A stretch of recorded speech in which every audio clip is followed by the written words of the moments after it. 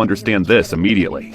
A look from the wrong woman can get your food ration halved. A misstep during morning inspection gets your mat relocated to the corner nearest the door, where winter comes in through the gaps.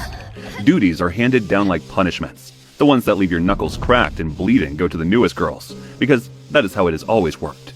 You learn to read a room before you enter it. You learn to be useful on good days, and invisible on bad ones.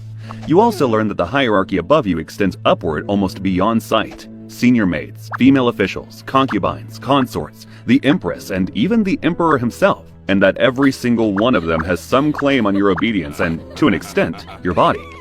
Every palace maid belongs, technically, to the emperor's harem. The probability of being summoned is small, but small is not zero, and not zero means you are never entirely safe. Not because the emperor might harm you, but because someone dangerous might see you as a rival. There are two ways out of this life: a miracle or a slow disappearance. You don't know which one you're waiting for. 2 years pass. You've tried your best to be invisible.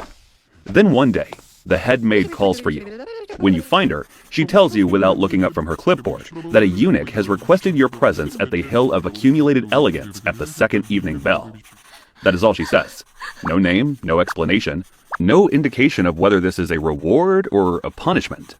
You spend the hours between then and the second bell constructing possibilities. A complaint from someone you serve, a reassignment, some administrative matter requiring a signature or a witness. You have learned not to hope for good things inside these walls. By the time the evening bell rings the second time, you're already there. The Hill of Accumulated Elegance is quiet as you see the last of the day's light sitting low and gold between the rocks and prune pines. It's at the same moment you see him, Chief Director Chen. You know him the way you know all mid-ranked eunuchs in your quarter, by sight, title, and their indifference. You have greeted him no fewer than a dozen times in the past 2 years, in the corridors, near the account rooms, once at the gate of the Eastern Wing when you were carrying linens and he was walking with an official whose name you didn't know. Each time you lowered your eyes and offered the correct greeting for his rank. Not once did he acknowledge it. Not once did his gaze so much as slow on your face. But at this moment, he's looking at you. He studies you the way your father studied the field before planting, assessing conditions, calculating yield.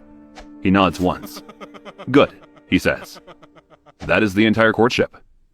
On the next day, you both start eating together, face to face. In Chinese, this is called duishi, paired eating. It describes palace women sharing meals to ease the loneliness of lives spent behind walls. Sometimes it becomes something deeper. A bond between two people in the palace who choose each other as companions, partners, or a shelter against the institutions surrounding them. That is what you and Shen become to each other.